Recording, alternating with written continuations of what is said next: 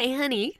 Yes, dear. Look, I know I already bought a game this week, but can I get another one? When? Like, Friday? Friday. Yeah? Legend of Zelda Link's Awakening? No. Untitled Goose Game, baby! Honk. The Gaming Lovers Podcast with Brendo and Jem. Well, good morning, good afternoon, and a fine honk honk to you all. Untitled Goose Game comes out this week. Who could be more excited? Me! From the makers of Push Me Pull You from Yes. House Games. Mm-hmm. The officially untitled Goose Game is coming out, and we are excited because you get to play as a horrible goose. Yes. We will post the trailer to one of our social media pages so you can check it out if you haven't seen it already. Looks hilarious. I can't wait to play it. G'day and welcome to the Gaming Lovers Podcast. I'm Jem. I am Brendo. It's been a new horizon has risen.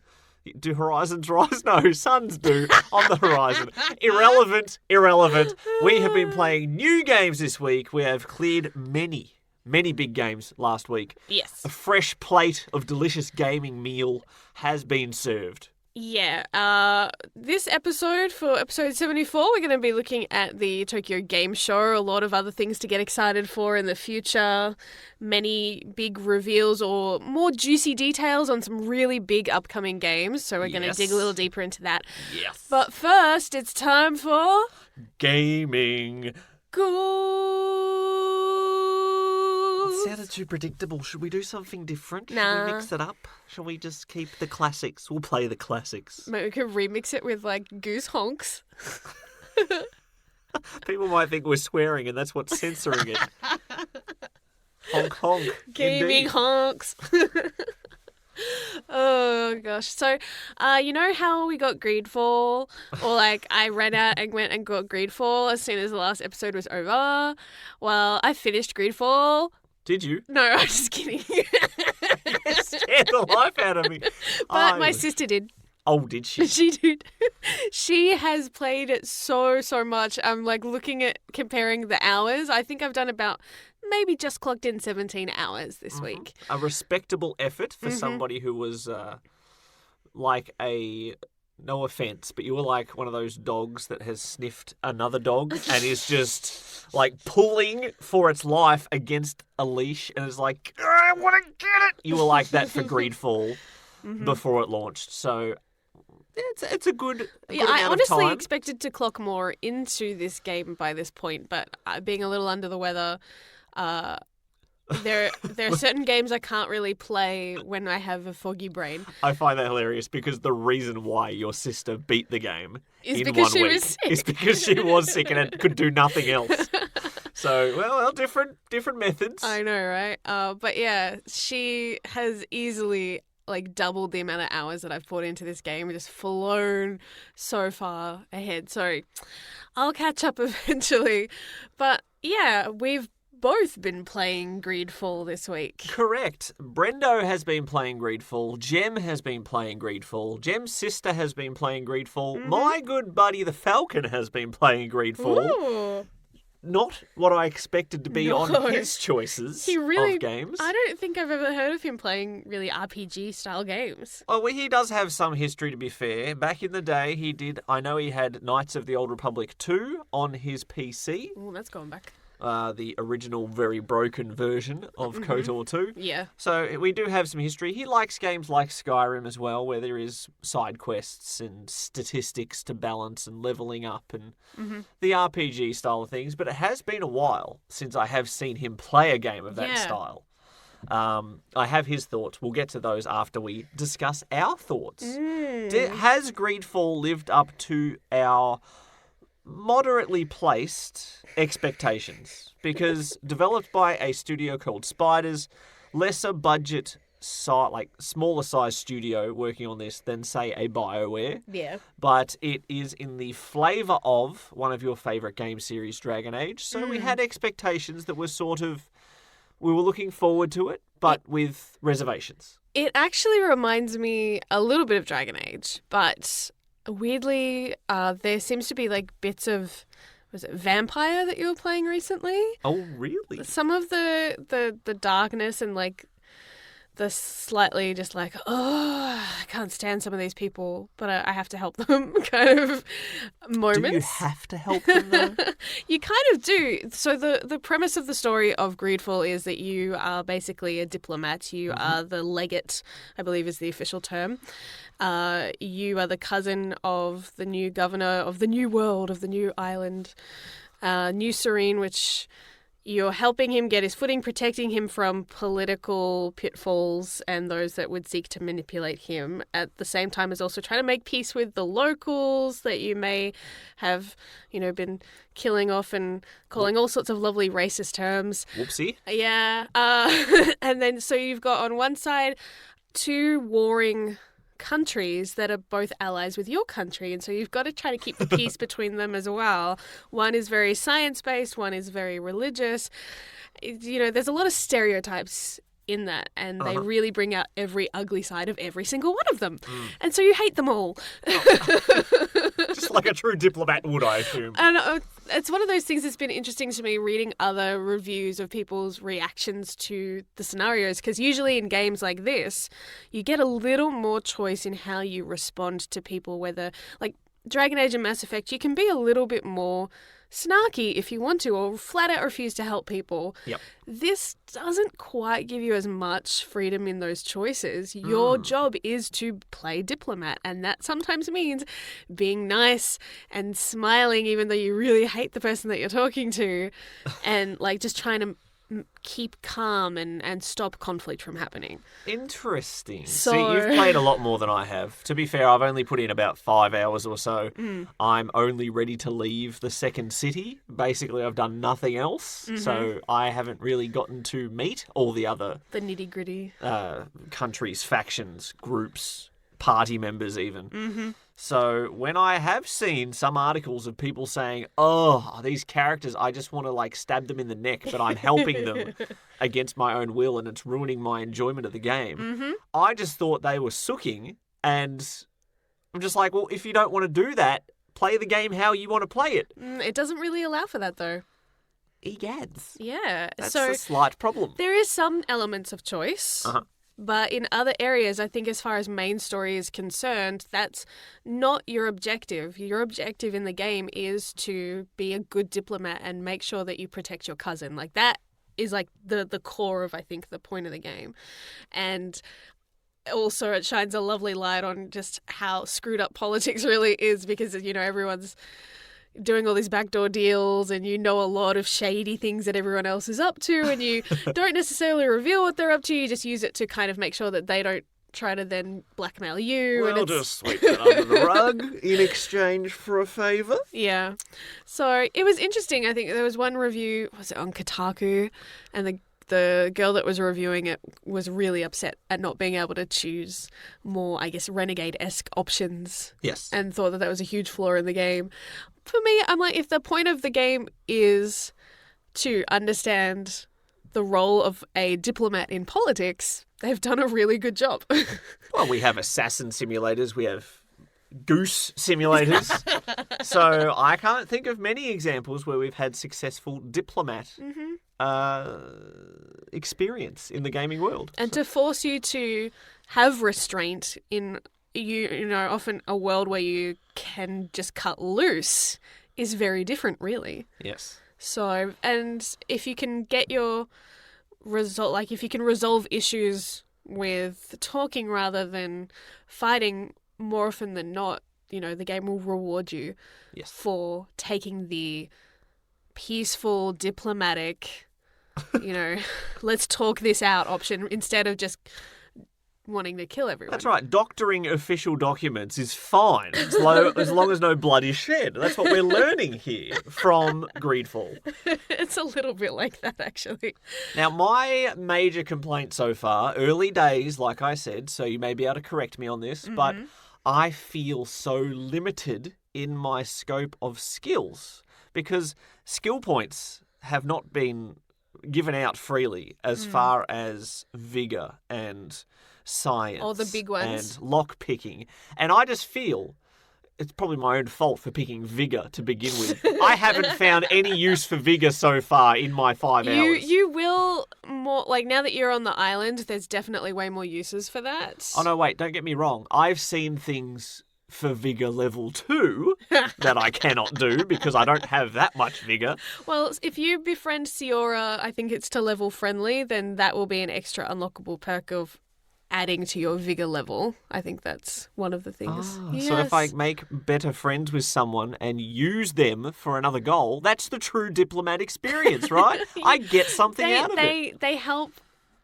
fill out your weaknesses. So that way you choose party members, to make sure that you take people with you that aren't going to then aggravate a situation. So if someone's super religious and you take them to the natives' land, don't do that. That's really dumb. Just leave everyone at home. I'll take care of this all myself. You want a job done right, I'll do it. And if you go into the town where they're burning the natives for worshipping the guardians, maybe don't take the native party member with you into that town just for their safety. Little things like that. But you can add to your abilities by leveling up those friendships, so that does help. But I did find that the leveling up system is rather slow for an RPG. I just feel like every time I can allocate a skill point, I'm putting it into something that is not helpful. Because there's like 10 things that I can do, and I pick one, and then I only find opportunities to use the other 9. Yep. And I'm like, I should have put...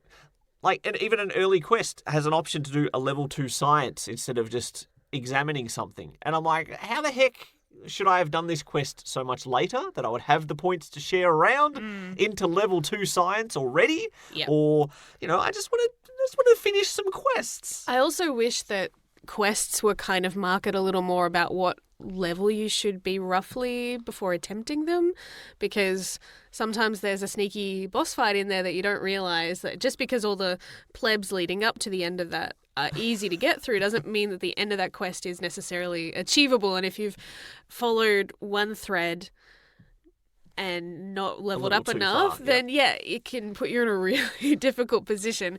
I will say, though, one area I've found to help me level up a little easier is combat. Mm-hmm. You level up and get those points a lot faster, and one way to really kind of just milk that is in the arena.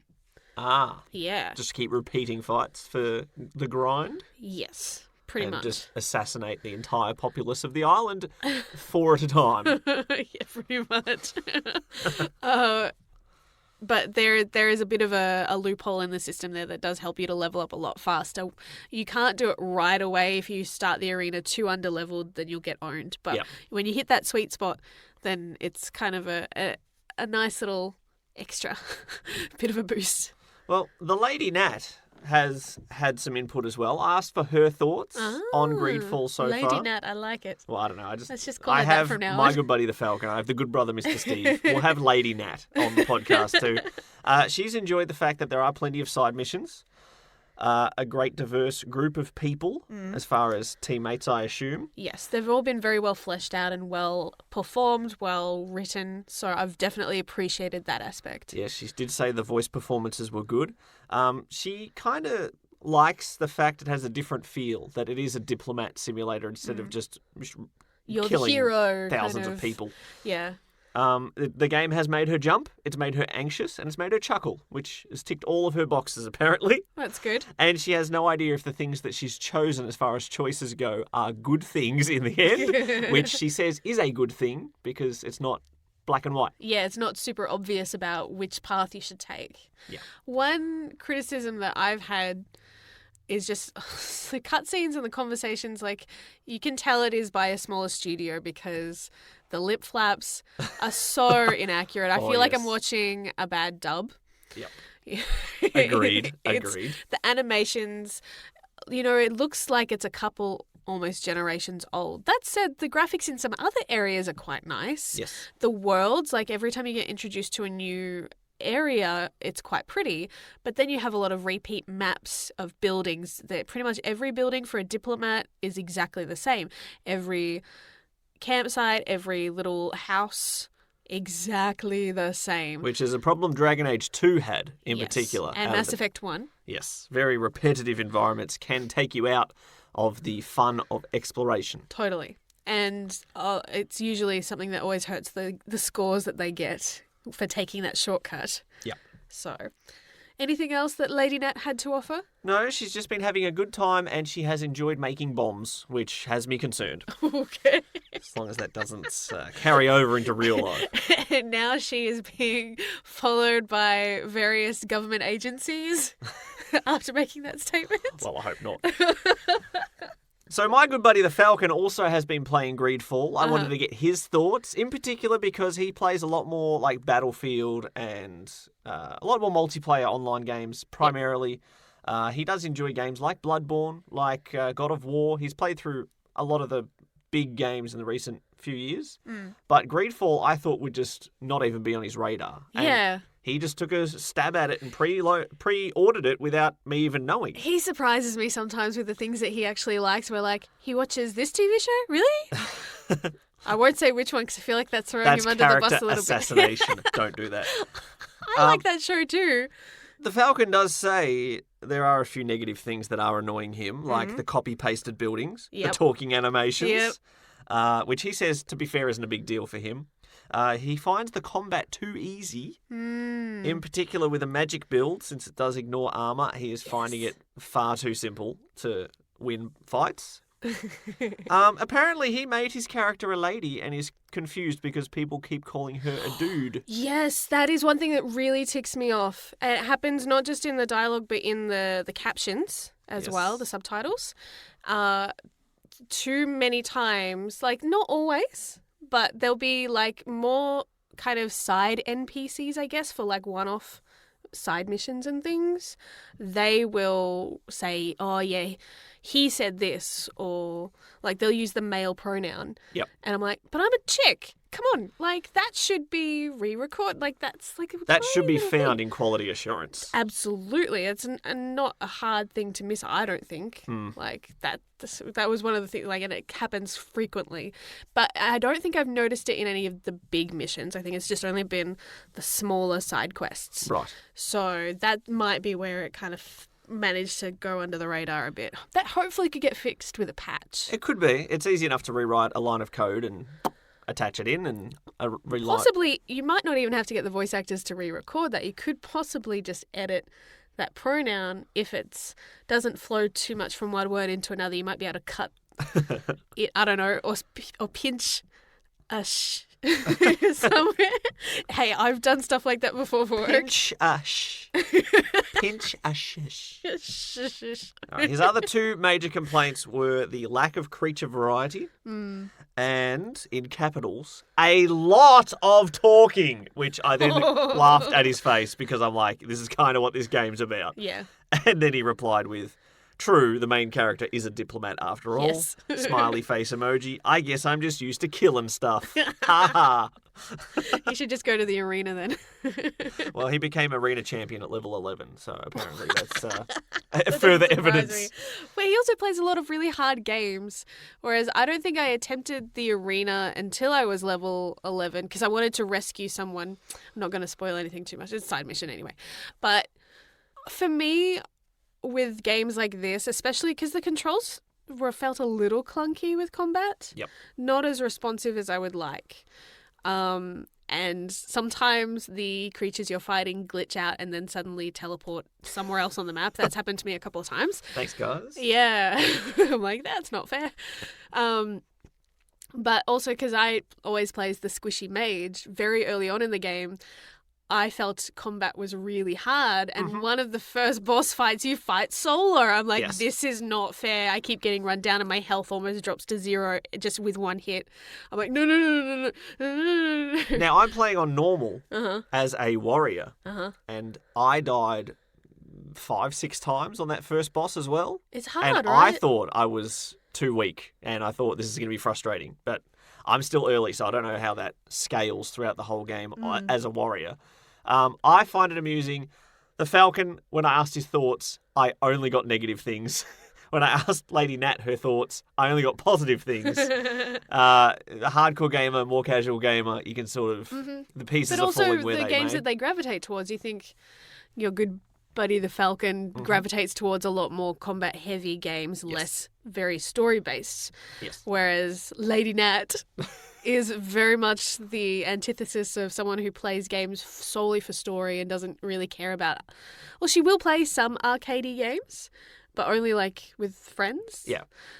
So, yeah, and I think that's what you will get out of it if you love RPGs, if you love good story, if you love a bit of choice in there, and if you love to be able to do customization, have party members that you can even romance. It's not quite to the same level as Bioware games as far as some of the cutscenes that you can get. That's how I'll word this. Yep. But it is still, sweet, and being able to have that kind of relationship blossom and see that progress throughout the game, is not something that every game offers these days.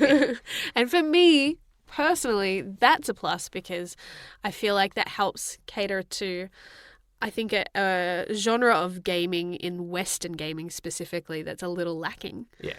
Japan has that area covered. One positive thing I have found with this game, with my admittedly short time with it, is that every quest I've done has felt worth my time. And not just from an experience gold reward point of view, but actually like, okay, I want to help this guy. Okay, I want to get to the end of this mystery. Okay, I want to fix this situation.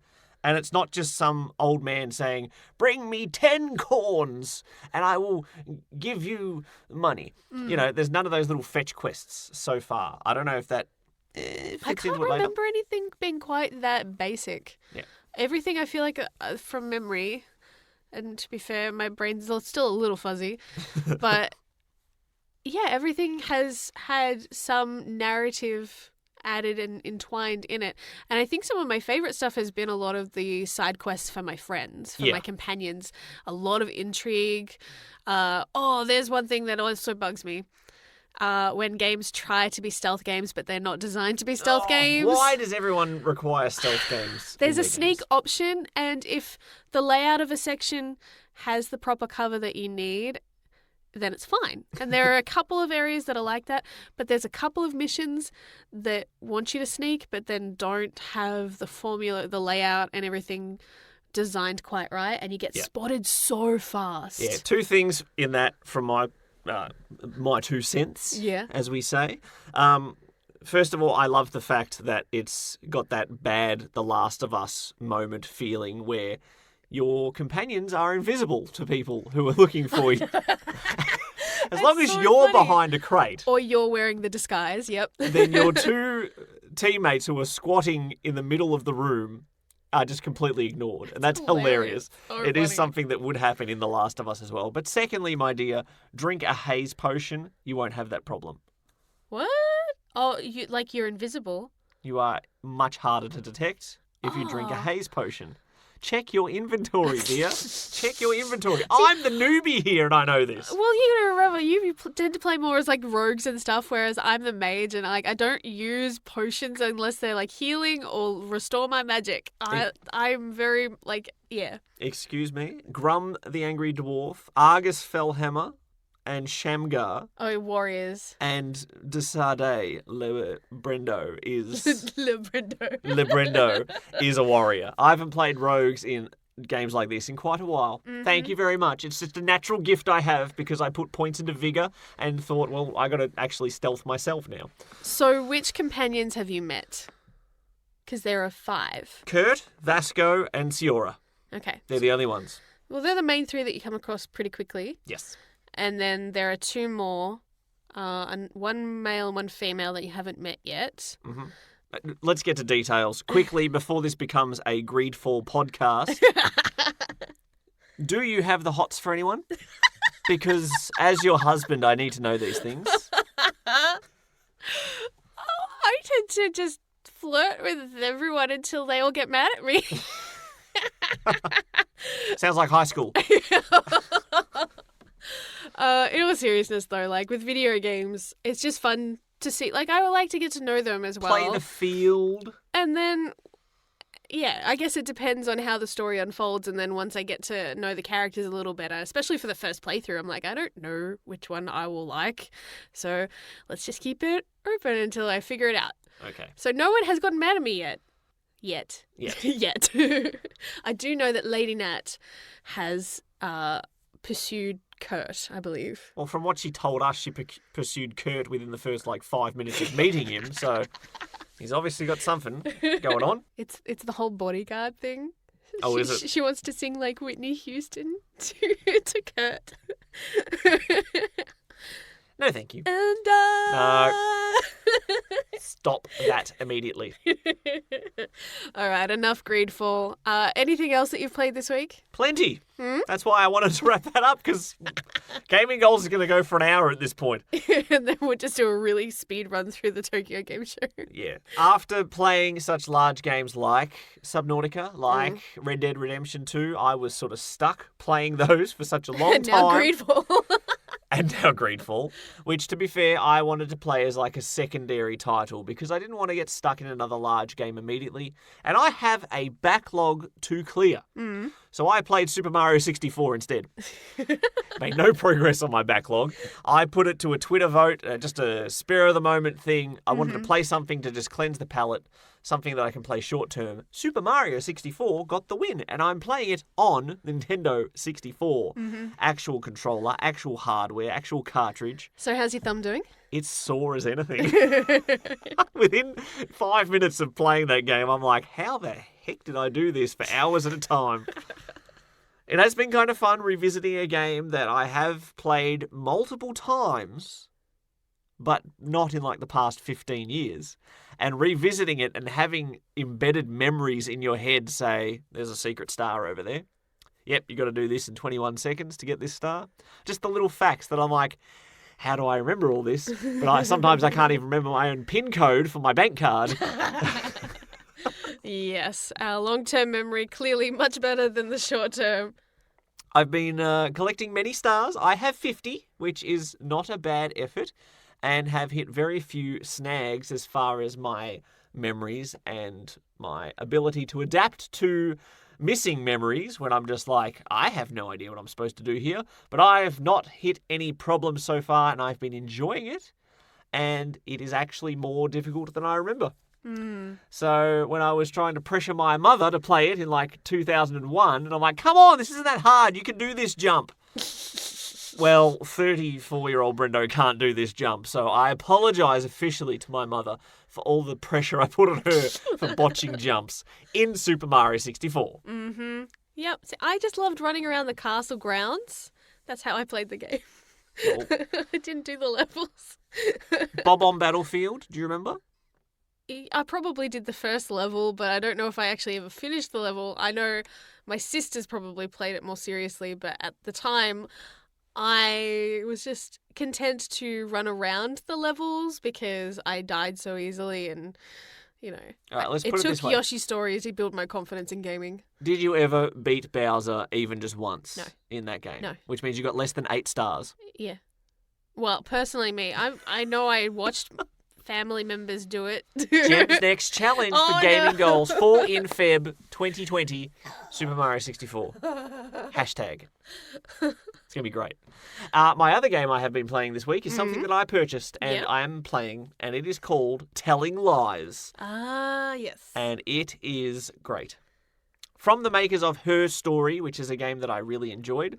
In that game, you are sitting at a computer, and I'm playing it on a computer.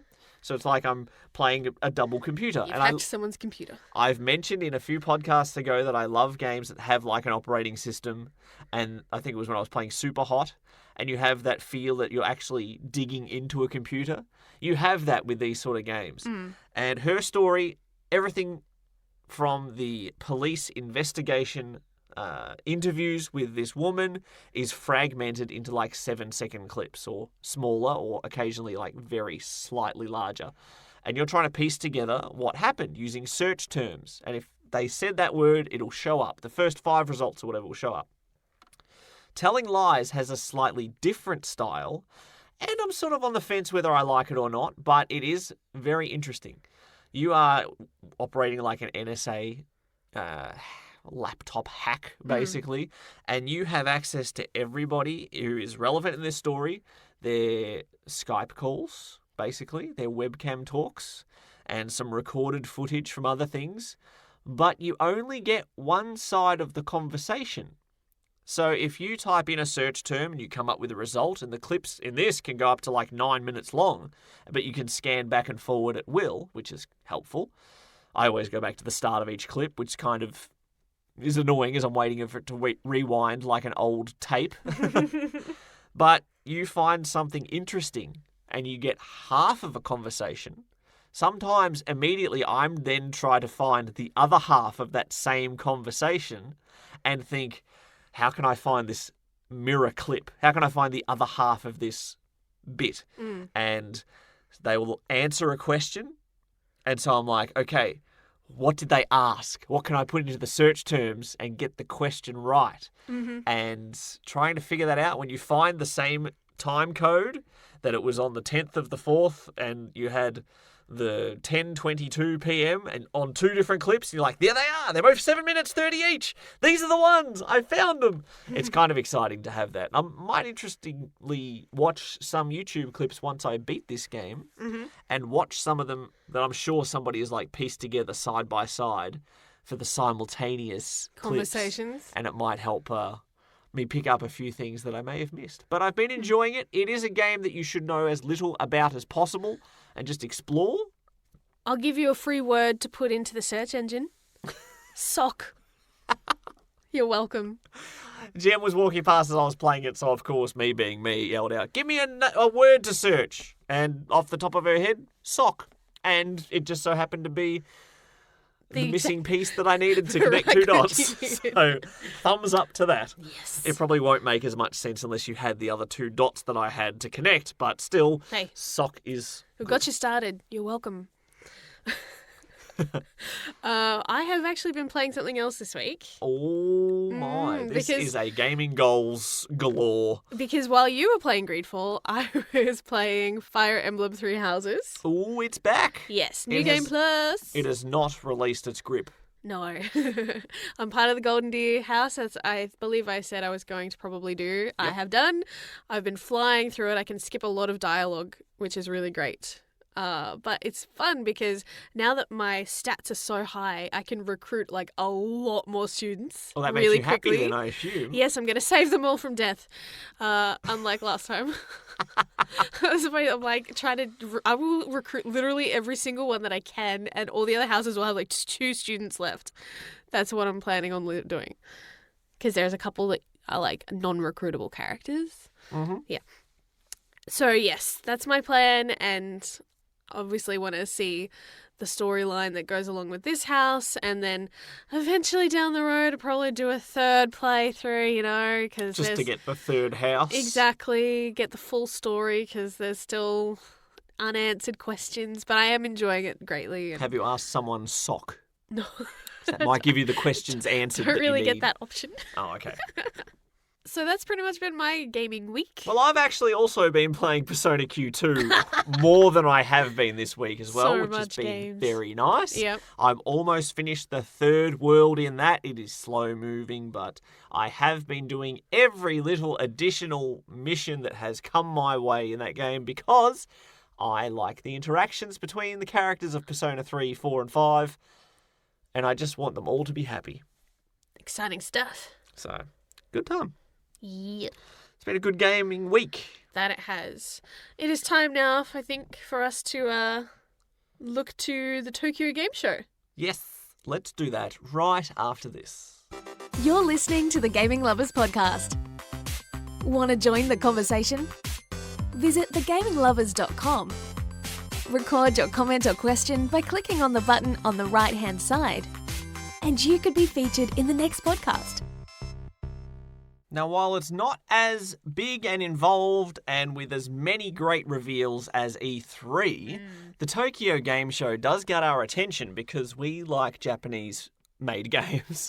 Definitely. And in particular, this year, 2019's Tokyo Game Show, on the Sony floor in particular, Yeah. definitely had some more reveals of 2 projects that we have our eyes on as the gaming lovers. Yep. One I think that the whole world has been very obnoxiously begging for. Final Fantasy VII, the remake trailer. Oh boy. Oh boy. Oh boy. Some good stuff in there. A lot of Easter eggs, a lot of good gameplay.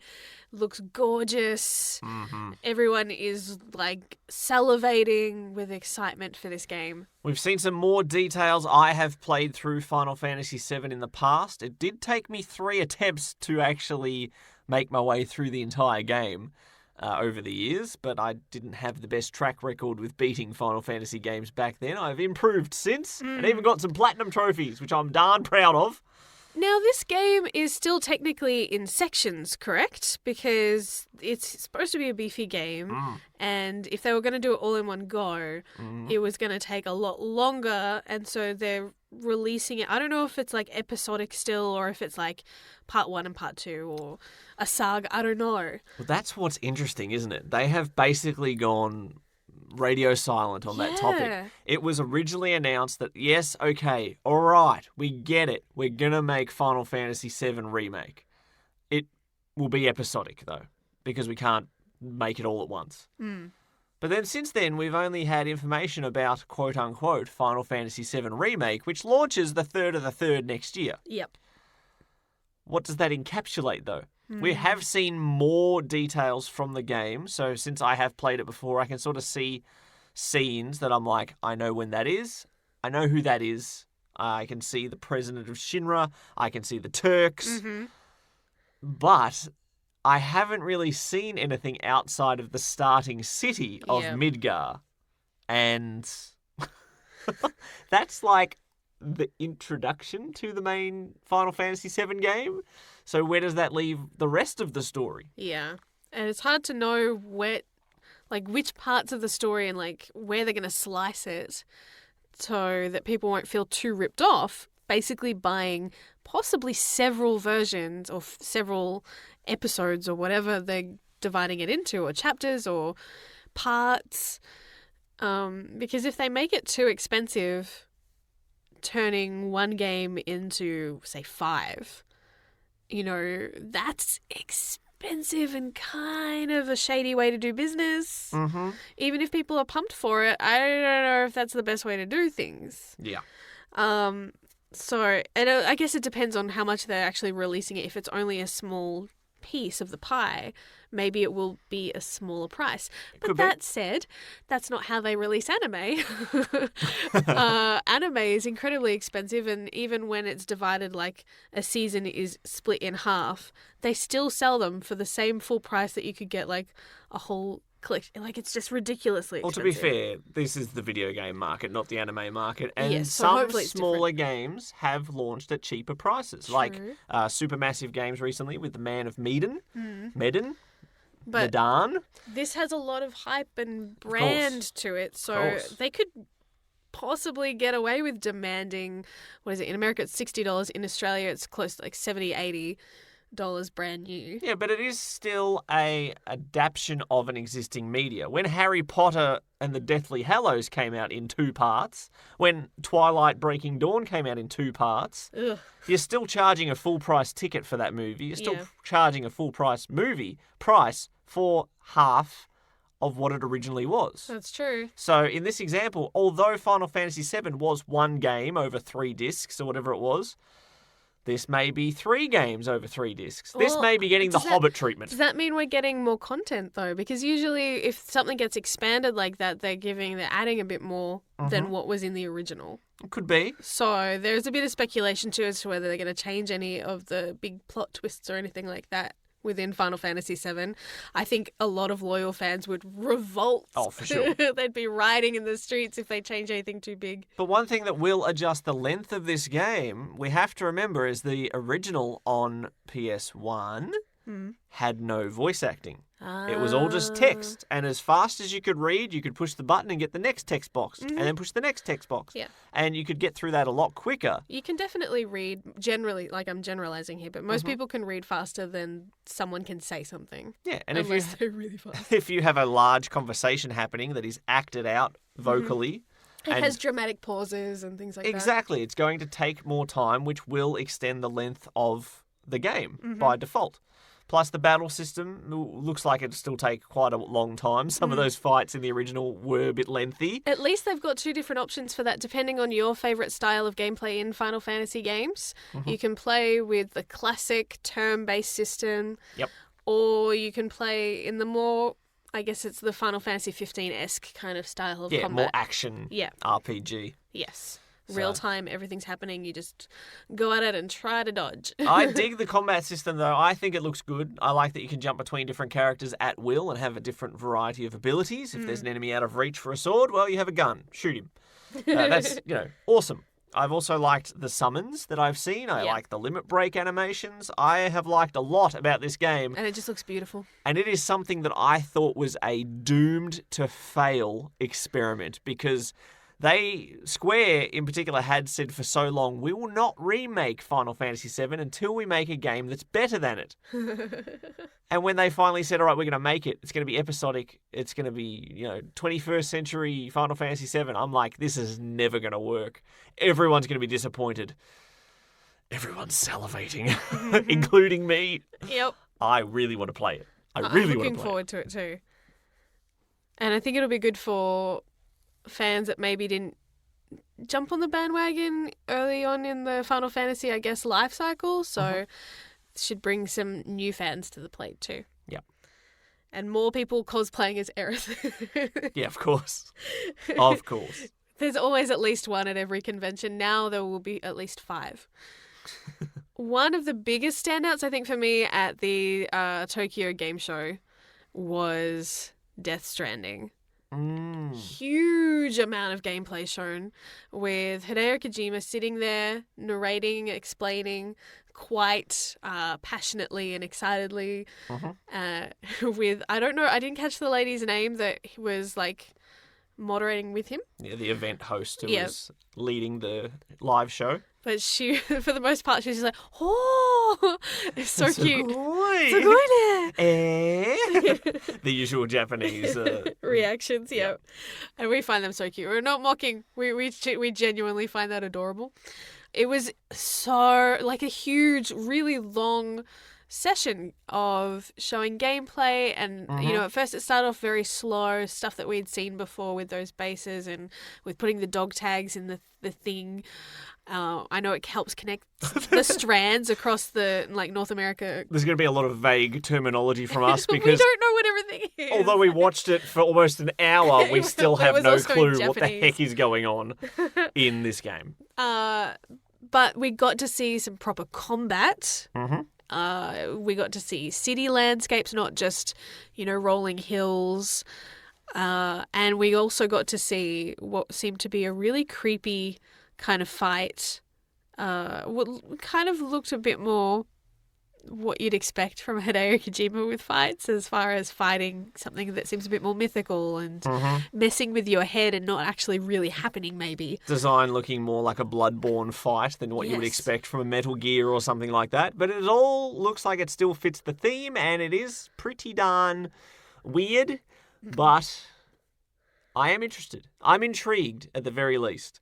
And where Final Fantasy VII seems to be improving and capturing more hype and attention the longer it gets in development, some people have started to get a bit off of the Death Stranding train. That they have seen the gameplay and it just doesn't look all that engrossing. And of course, I know there'll be a convoluted, complex psychological story, no doubt. But does the gameplay match up? I think it will. As far as the overall package, however, this is Hideo Kojima with nobody to tell him no. And maybe, as badly as Konami handled him, maybe telling Kojima no occasionally is what is needed for a 10 out of 10 game. Hard to say. Time will tell. We're really not far away from it being released. November 8th. That's just around the corner now. So wow. Yeah, that came up really fast. It felt like that was further away, right?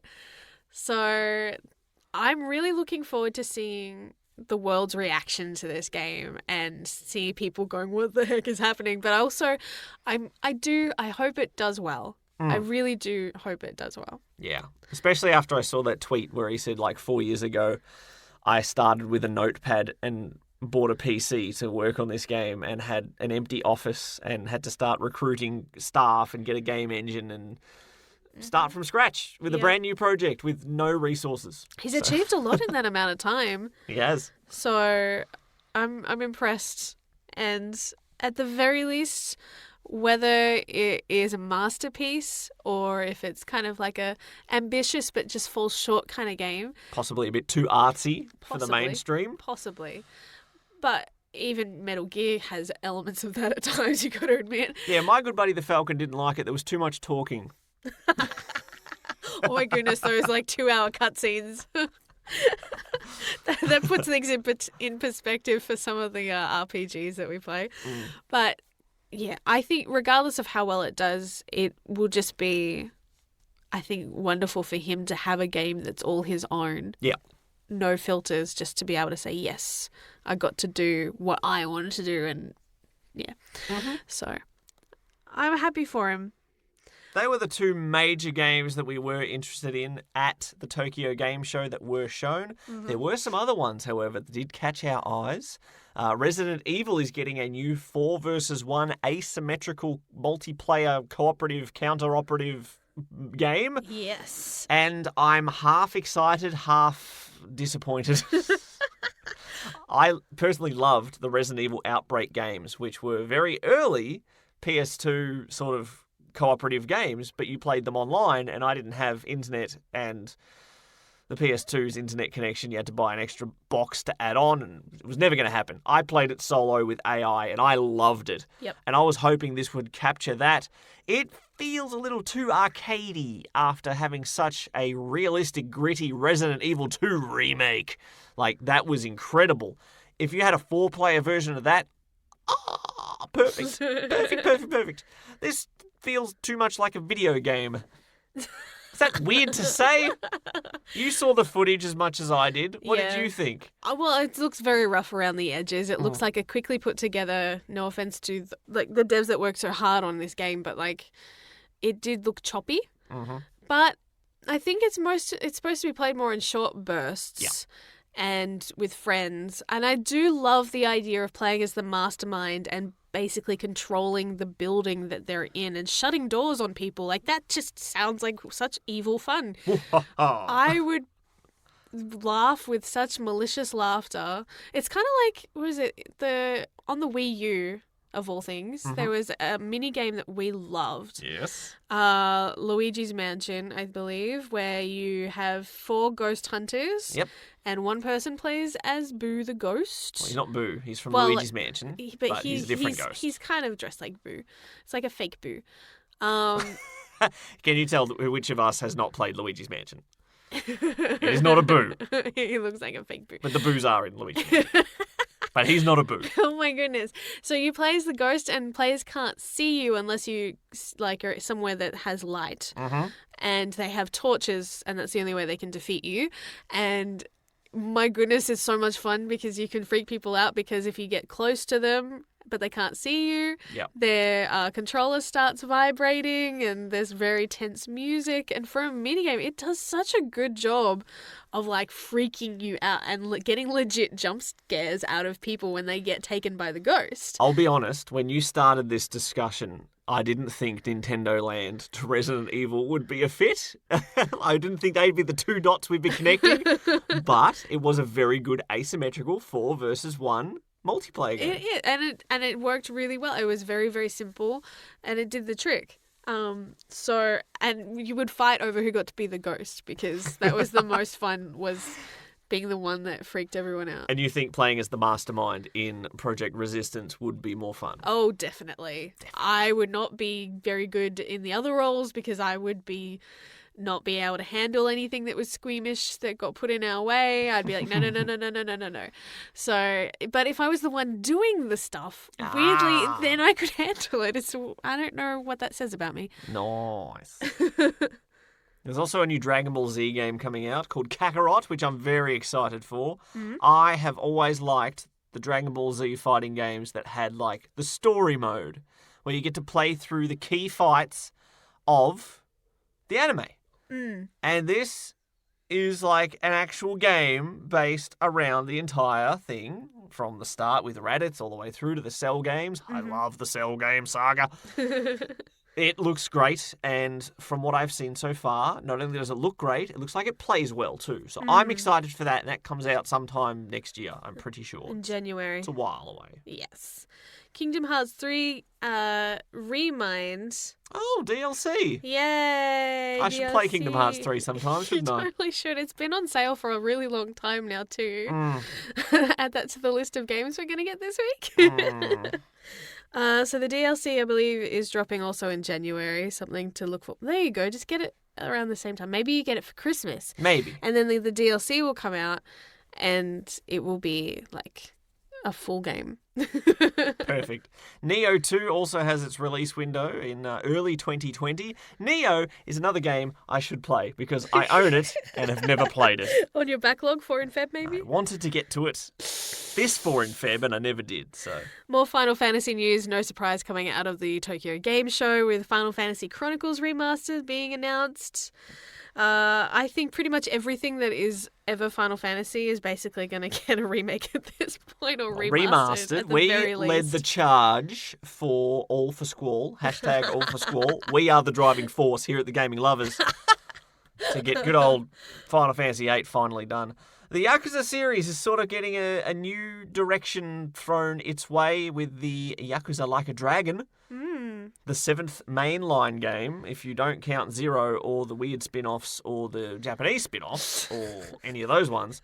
You play as a new guy with new combat style being turn-based JRPG. What is happening? And you have an afro. And you have an afro.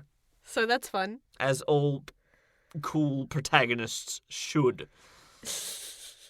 So that's probably the major stories that caught our eye. Yeah. Obviously, there are always smaller announcements that have been announced as well. The developers of 2 of our favourite series have put their twisted minds together. Danganronpa's head director, Zero Escape's head director. They're making a game combined, and I'm afraid because all the children are going to kill themselves and each other. Japan, we need to have a talk. I'm a bit worried about you. Like making games about kids killing each other? Hey, you like the Hunger Games, so don't give me that. It's not... You like the Hunger Games, don't give me that. But it paints the point of adults that are putting them in that situation that are evil and, you know, casualties of war type situations. Yes, and evil bears are in the exact same boat. Being controlled by a very warped teenager. Okay. Spoilers. No idea how to rebut against that. I probably would enjoy it more if it was just adults killing each other, and I'm sure that's not really ethically good because, I don't know. But there is just something a little bit more worse when it is kids. Like, it's just a little harder. It's uncomfortable. It is uncomfortable. And I think that's kind of supposed to, like, part of the point of these games is that that it helps drive the tragedy home. They're heavy, sorrowful games that are kind of covered with quirky, dark humour. Yeah, but they do often have morals of the story to make us think about real-world society, real-world problems. I know, I love these games, but I also, it's one of those things that it's a trend that I'm not fond of, I guess, is what I'm saying. And that's the problem when you have series that you've liked, but then they go a little step too far. Yeah. But you know that gameplay and detective-wise, I know I'd enjoy it, but will I enjoy it? And should I enjoy it? Yeah. And what if I do enjoy it? And that's the thing, like, I love the detective side of Danganronpa, and I do love some of the character stories and interplay, but there were other aspects that deeply disturbed me and like really unnerved me, especially the first one. I had to put it down for a bit because the first punishment, as they put it, like haunted me for a bit. Like it was just a bit too much. And so sometimes there are lines you wonder, like, for the sake of art and for the sake of sparking these discussions, like, can it take things too far? For sure. So... Well, that's a heavy discussion.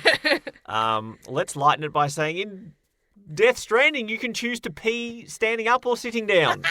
So, video games. Let's wrap up this discussion about the Tokyo Game Show with something a little more entertaining. And, that's... Well, there was one other interesting thing. It wasn't necessarily a formal announcement, but it was a statement made by the creator of Super Smash Bros., Sakurai-san, that no movie-based characters would make it into the catalogue of playable fighters, or at least that he would never see that. So it was like, not a full-on never shall they ever cross the threshold of my game kind of thing, but it was pretty much a I don't ever see it happening type statement.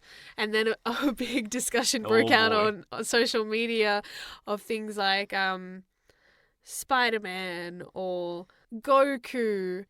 Goku has been in more games than Link has, I think was the argument. Maybe it's true, I'm not sure.